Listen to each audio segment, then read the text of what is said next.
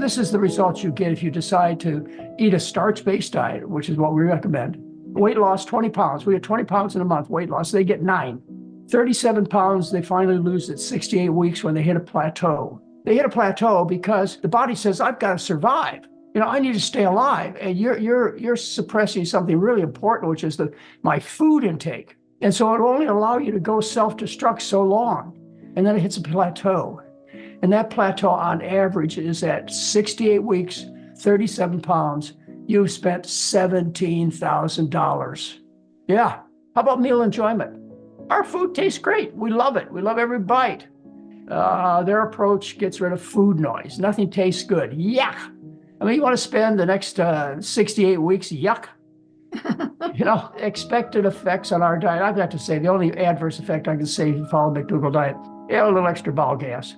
And that adjusts in a short period of time, so don't you worry. But the expected side effects of getting these shots, which are derived from a reptile, the poisonous venom of the Gila monster, which is a reptile in the southwest United States. That's where they got it from. It's a reptile poison. It makes you sick. You develop symptoms like you would if you got bit by a Gila monster, but they last longer.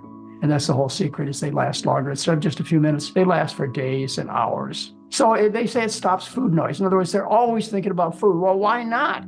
They're hungry. The job is to take in enough energy and carbohydrates and proteins and vitamins and minerals, and hunger does that for you.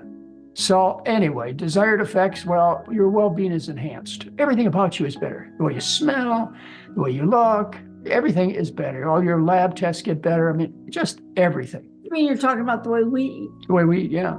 Okay. And when you take these shots, you feel unwell. That's how they work. They make you so sick you don't want to eat. All right, I'm going to run through the studies that show you how you satisfy this hunger drive. And you kind of need to believe me a little bit, except I'm giving you the references. You can look them up, and you can see how the work was done to prove, without a doubt, that high carbohydrate diets are satiating. Potatoes, rice, corn, satiating, whereas high-fat diets aren't. They did experiments where they put people on either a low-fat diet or a medium-fat or a high-fat diet, and they asked them to eat as much as they wanted.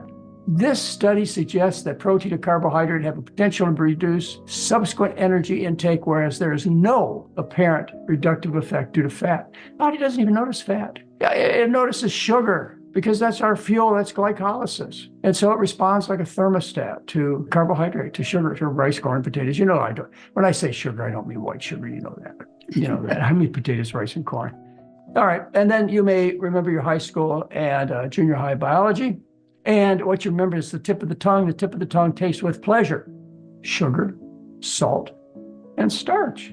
Yeah, sugar, salt, and starch. You have taste buds on the tip of the tongue for sugar and salt. Why? Because you're salt and sugar seekers. Salt is your mineral intake. You need minerals. You know what sweet is? Sweet is carbohydrate.